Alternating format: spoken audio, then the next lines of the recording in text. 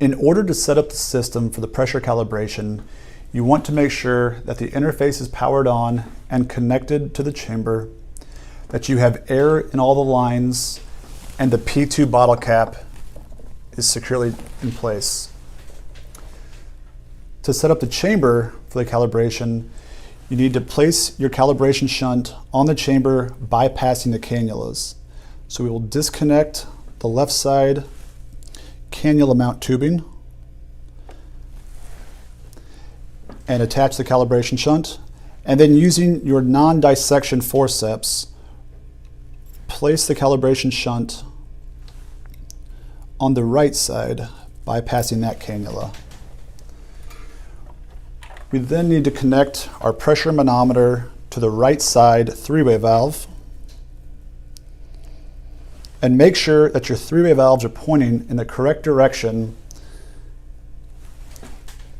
to ensure that you don't have any pressure leak. On the right side, we have our open port closed. On the left side, we have the bottom port, which is open, also closed. We can then begin the pressure calibration. We will go into the settings menu on the interface and go to pressure calibration. This says that it's a 5-step process and you should follow the procedure in the user manual. However, instructions are also provided on the touchscreen. Select next step, which will then ask us to apply 50 millimeters of mercury pressure using the manometer. So we will add that pressure.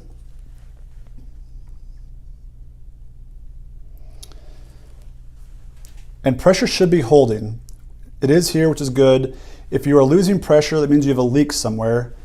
It could mean that you have the three-way valve in the wrong direction, your bottle cap not tightened, or a leak in the tubing.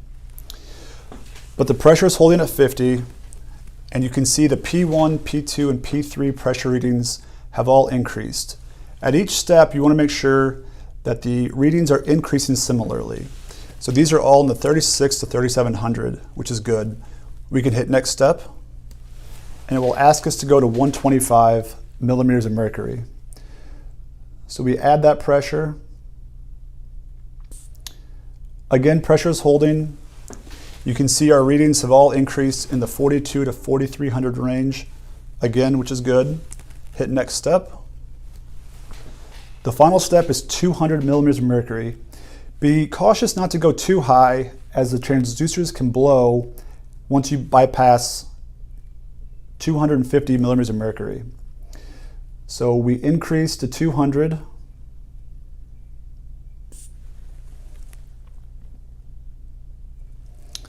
Pressure is holding again.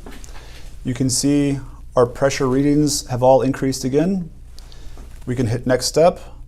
The final step is ensuring that each reading is approximately 200 millimeters of mercury. You can see all are around that number. So we finalize with the next step, and pressure is now released internally. But that concludes the pressure calibration.